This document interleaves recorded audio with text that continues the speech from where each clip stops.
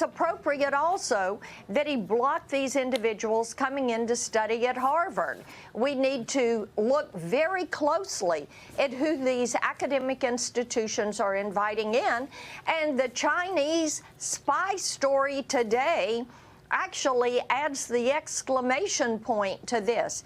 President Donald Trump is right. His assessment is accurate.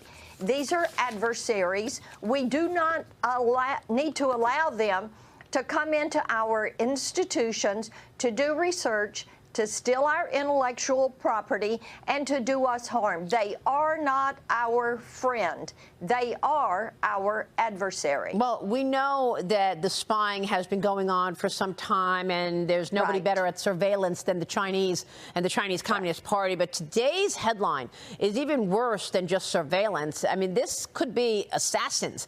A Chinese scholar at the University of Michigan tried to smuggle in biological pathogen into the United States. Kash Patel explained how serious this is, that they've arrested this University of Michigan scholar, quote unquote, from China, Yu Qing Zhan, 33 years old, and her boyfriend, 34-year-old Zhongyang Li, unsealed in federal court in Detroit on Tuesday, marking the second time in less than a week that a Chinese national with ties to the university has been charged with federal crimes.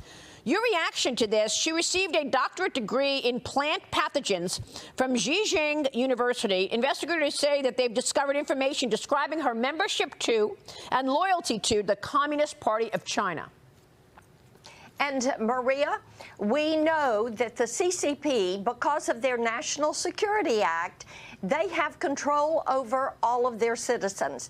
When they send you to the United States, they can have you do their bidding.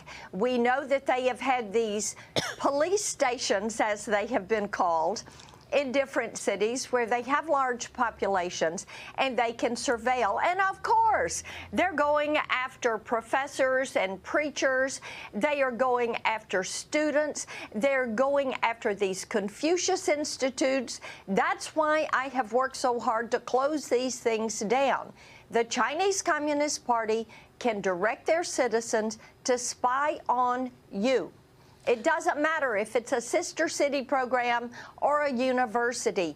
You have to be judicious in how you're going to have these relationships.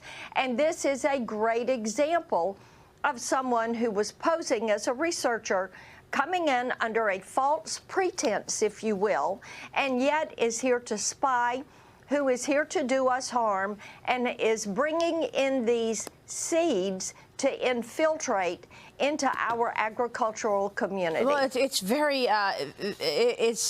concerning. Obviously, after COVID and the COVID cover-up and all the fentanyl the CCP has been pushing in, now this.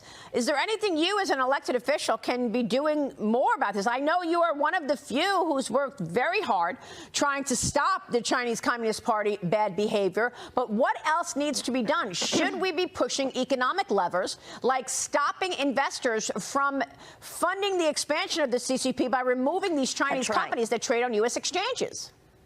Absolutely. We should be doing that. We should be working with the states to also prohibit Chinese companies or Chinese citizens and some of these investment groups from owning property in the United States. And we know that Chinese invested companies have tried to buy enormous amounts of farmland in the United States.